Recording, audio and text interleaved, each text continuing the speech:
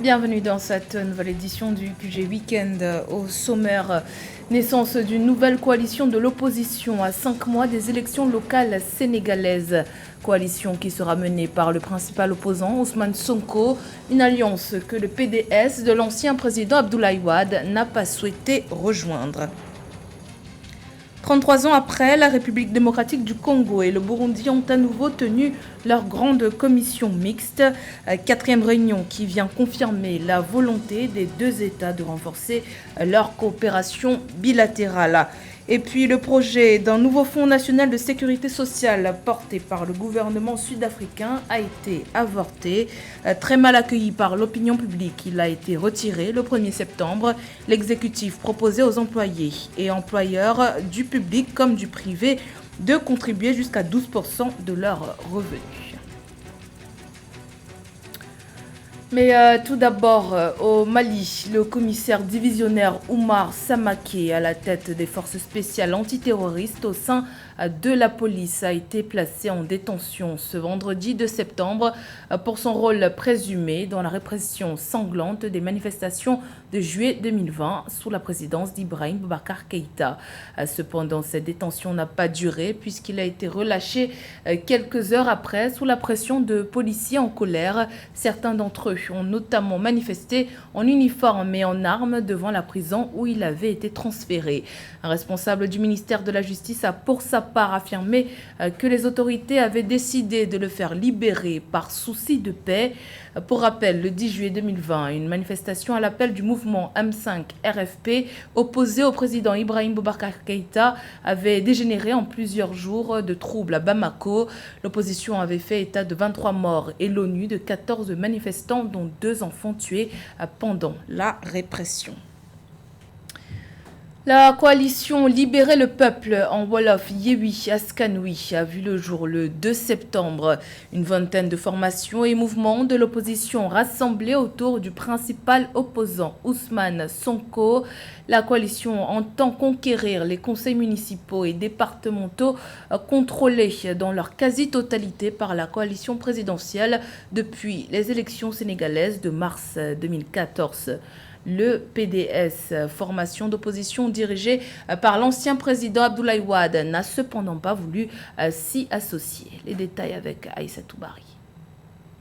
Yewi Askanoui, Libérer le peuple, tel est le nom du nouveau mouvement politique qui vient de voir le jour au Sénégal. Composé d'une vingtaine de partis et mouvements politiques, dont les leaders d'opposition Ousmane Sonko du PASTEF et Khalifa Sall, ancien maire de Dakar, la coalition veut faire bloc pour mettre un terme à la gouvernance du régime de Macky Sall. Tout ce qu'on a fait contre Ousmane Sonko, qu'on oublie ça, ce n'est pas notre problème. Pas parce que Khalifa Sall a été condamné, on veut une amnistie, ce n'est pas aussi notre problème. C'est parce que nous n'avons jamais eu au Sénégal une gouvernance aussi cynique et aussi méchante que celle-là. Nous avons des problèmes dans tous les secteurs. Et tous les secteurs en ont parlé. Nous ne sommes pas contents de notre exécutif. Nous ne sommes pas contents de notre Assemblée nationale. Les magistrats ont dit qu'ils n'étaient pas indépendants. C'est l'occasion aujourd'hui, avec cette coalition, d'arriver à poser tous les problèmes sur la table et de régler définitivement ces problèmes-là pour le Sénégal. Premier challenge, le scrutin local de 2022 en vue de conquérir les conseils municipaux et départementaux contrôlés dans leur quasi-totalité par la coalition présidentielle depuis les élections de mars 2014. La coalition compte présenter une liste unique dans chaque commune et département et poursuivre cette collaboration jusqu'à la présidentielle de 2024. Cette coalition peut être viable à condition qu'elle s'agrège ce qu'on appelle les forces du moment. Et aujourd'hui, il est très difficile de peser justement ces forces-là. Et c'est pour cela que l'enjeu des élections locales constitue un enjeu de taille parce qu'en fait, il s'agit d'une sorte d'élection test avant les présidentielles de 2024. Donc, ce qui fait que c'est un enjeu qui est de taille. Les élections coûtent très cher. Les élections locales sont souvent des élections qui se jouent au niveau de la notabilité, au niveau aussi des moyens économiques que les leaders locaux vont mettre à la disposition. Donc la mouvance présidentielle semble en tout cas avoir plus de moyens pour faire face à cela. C'est un peu difficile dans ce contexte de dire que cette coalition pourra faire barrage à la mouvance présidentielle.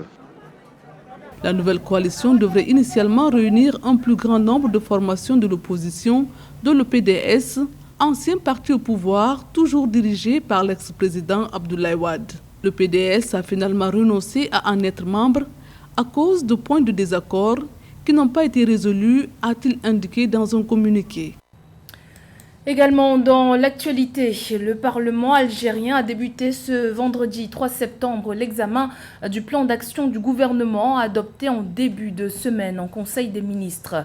Le programme du Premier ministre Ayman Ben Abderrahmane s'articule autour de 5 axes, à savoir la relance économique, la consolidation de l'état de droit, le développement humain et politique, social soutenu, le renforcement de la sécurité et de la défense nationale et la mise en place d'une politique étrangère dynamique et proactive. La 4e édition de la Grande Commission mixte République démocratique du Congo-Burundi a eu lieu du 31 août au 2 septembre 2021 à Kinshasa, la capitale congolaise. Cette session, qui est intervenue 33 ans après la 3e édition de 1988 à Bujumbura, marquait la reprise effective des relations d'amitié et de coopération entre les deux pays voisins. Nathalie Mo. La 4e grande commission mixte République démocratique du Congo-Burundi a pris fin le 2 septembre 2021 à Kinshasa. La rencontre de 3 jours a eu pour objectif de renforcer les liens entre les pays. La réunion de haut niveau entre la RDC et le Burundi est intervenue près d'un mois après la visite du chef d'État burundais Évariste Ndayishimiye dans la capitale congolaise. Un séjour qui avait réchauffé les relations diplomatiques entre Gitega et Kinshasa. Le Burundi, qui entretient des relations assez tendues avec le Rwanda, voudrait que le territoire de la République démocratique du Congo ne puisse pas servir demain de point de départ à une attaque contre le Burundi. C'est que la République démocratique du Congo rétorque en demandant au Burundi aussi de veiller à ce qu'il n'y ait pas de groupes armés qui partent du territoire burundais pour déstabiliser le territoire de la République démocratique du Congo. Donc, les experts des deux pays dans plusieurs secteurs ont ainsi réfléchi sur les voies et moyens de redynamiser les relations. La signature d'un accord général de coopération et d'un communiqué conjoint ont scellé ces assises. Rappelons que le Burundi et la République démocratique du Congo ont préalablement conclu des accords pour la sécurisation des frontières et la construction d'une ligne de chemin de fer. Qui dit échanges commerciaux dit amélioration des routes, construction des chemins de fer, ainsi que interconnexion des réseaux aériens. Donc l'enjeu est à la fois économico-commercial et ensuite diplomatico-sécuritaire. La 4e grande commission mixte RDC-Burundi était initialement prévue du 10 au 12 août. Son report était sollicité par la partie burundaise. Soulignons que la 3e commission mixte entre la RDC et le Burundi s'est tenue en juillet 1988 à Bujumbura, il y a donc 33 ans. Léger remaniement ministériel au Nigeria. Le président Muhammadu Buhari a décidé de se séparer de ses ministres de l'énergie et de l'agriculture. Décision qui, selon l'exécutif, résulte d'un processus d'auto-examen indépendant et critique des projets gouvernementaux. Les détails avec Mildred Diamond. Le Nigeria annonce un léger remaniement ministériel. Le président Muhammadu Buhari a démis le 1er septembre 2021 les ministres Sabo Nanono et Saleh Maman, respectivement chargés de l'agriculture et de l'énergie, de leurs fonctions. Si aucune information n'est donnée sur les raisons de ces limogeages, les autorités évoquent la nécessité d'améliorer la gestion économique du pays et la prestation des services publics. Le réaménagement opéré au sein du gouvernement nigérien peut se comprendre comme une volonté de changement de cap à l'effet de mieux dynamiser le secteur de l'agriculture et de l'énergie. En effet, des rapports récents menés par une équipe d'auto-évaluation sectorielle ont permis d'identifier des points faibles dans les différents secteurs surévoqués, ce qui laisse penser que le récent remaniement s'inscrit dans un souci de synergie des efforts dans la gouvernance à l'effet de mieux booster et d'améliorer le service des biens publics au Nigeria. Désormais, le ministre de l'Environnement, Mohamed Mahmoud Aboubakar, va assumer les fonctions de ministre de l'Agriculture et du Développement rural, tandis que le ministre d'État aux Travaux, Aboubakar Aliou, assumera les fonctions de ministre de l'Énergie, selon un communiqué de la présidence. Ces changements s'inscrivent dans la tradition consistant à soumettre la mise en œuvre de nos projets et programmes à une auto-évaluation indépendante et critique par le biais de rapports sectoriels lors des réunions du cabinet et des retraites. Ces étapes importantes de révision ont permis d'identifier et de renforcer les points faibles, de combler les lacunes, de renforcer la cohésion et la synergie dans la gouvernance, de gérer l'économie et d'améliorer la fourniture des biens publics aux Nigérians. Précisons que les anciens ministres de l'Énergie et de l'Agriculture sont en poste depuis la réélection du président Buhari en 2019. Alors que la situation sécuritaire du Nigeria devient de plus en plus dégradante, le chef de l'État annonce également de nouvelles réorganisations de son cabinet dans les prochains jours. L'Éthiopie ferme sa représentation diplomatique en Algérie, une parmi tant d'autres qui seront fermées d'ici peu. En proie à une crise économique liée au Covid-19, le gouvernement fédéral entend réduire les dépenses liées au fonctionnement des ambassades. Robert Tobogbe. Officiellement inauguré en avril 2017, le siège de l'ambassade de l'Éthiopie en Algérie aura fonctionné 4 ans jusqu'à ce que débarquent des difficultés financières. La raison, la crise économique liée au Covid-19 qui continue d'affecter ce pays de l'Afrique de l'Est qui, en plus de la pandémie, doit contenir les rebelles du Tigré. Les arguments évoqués par le pouvoir d'Addis Abeba sont d'une transparence sans équivoque, à savoir le coût élevé de l'entretien de cette mission qui nécessite des sacrifices financiers et budgétaires importants. Sur le plan sociopolitique, on peut comprendre que l'Éthiopie, qui connaît un soulèvement armé des irrédentistes de la région du Tigré, préfère rationaliser ses priorités financières en réorientant ses ressources vers le traitement de cette menace.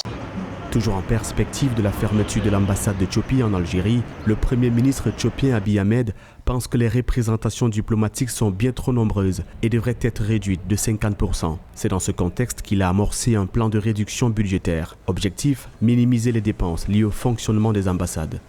L'Éthiopie ne devrait pas avoir une 60aine d'ambassades et de consulats à l'heure actuelle. Au lieu de jeter des dollars américains partout, au moins 30 ambassades devraient être fermées. Les ambassadeurs devraient être plutôt ici. L'ambassadeur d'Éthiopie au Kenya, par exemple, pourrait être basé à Addis Abeba et ne faire des déplacements sur le terrain que pour rencontrer des responsables, tout en suivant les événements de Nairobi à travers les médias. Les intérêts de l'Éthiopie en Algérie seront donc désormais couverts par un ambassadeur non résident basé dans la capitale éthiopienne, Addis Abeba. Pour l'heure, aucun chiffre n'a été communiqué sur les rentrées financières que devrait inciter cette diplomatie de navette. Direction l'Afrique du Sud à présent, où un projet gouvernemental a été vivement rejeté par les citoyens. L'État voulait créer un nouveau fonds national de sécurité sociale qui, selon ses clauses, obligerait tous les salariés sud-africains à contribuer à hauteur de 12% de leurs revenus. Le ministère du Développement social, qui avait publié le document, a finalement procédé à son retrait le 1er septembre. Philomène Tine. Le nouveau projet portant création d'un fonds national de sécurité sociale du gouvernement sud-africain ne verra pas le jour en Afrique du Sud. Dans un livre vert, l'exécutif proposait aux employeurs et employés du public comme du privé de contribuer jusqu'à 12% de leurs revenus pour les plus démunis. Après que l'opposition et des institutions financières ont rejeté l'obligation de cotiser à ce potentiel système, puis fermement dénoncé l'incapacité du gouvernement à gérer un tel fonds, ce dernier y a finalement renoncé. 12% à prélever sur les revenus, on n'a même pas dit le salaire. Il y a des revenus non salariés, il y a des revenus commerciaux, il y a des revenus industriels. Pour moi, 12% c'est énorme. On pourrait peut-être prendre un canton, 1% ou 2%, parce que c'est énorme. Donc pour moi, je suis contre le taux, il est très élevé. Dans le livre vert sur la réforme globale de la sécurité sociale et des retraites, dévoilé mercredi 18 août, Le gouvernement sud-africain indique que 10% des contributions iront à la caisse obligatoire, tandis que les 2% restants serviront à l'assurance chômage. Face à la contestation, l'exécutif sud-africain a précisé qu'un nouveau document serait publié après avoir apporté plus de clarifications pour éviter toute confusion. Dans un pays, la solidarité ne doit pas être l'affaire simplement de ceux qui travaillent. Ça devrait pouvoir être l'affaire de ceux qui consomment. Et c'est justement la raison pour laquelle j'indique cette voie-là. On peut même augmenter, on ne prélève pas, on augmente l'impôt, tout ce qui est impôt sur la consommation de 1%, ce qui permettra donc d'avoir un niveau de revenu conséquent, susceptible de permettre que le gouvernement sud-africain alimente ce fonds de solidarité. Dans le monde, 4,1 milliards de personnes ne bénéficient d'aucune protection sociale, indique le dernier rapport de l'Organisation internationale du travail paru ce 1er septembre. Pour le cas de l'Afrique du Sud, son système de sécurité sociale repose largement sur des couvertures privées. C'était le journal de la rédaction. Merci pour votre fidélité. Dans un instant, une nouvelle édition de l'actualité sur Africa 24.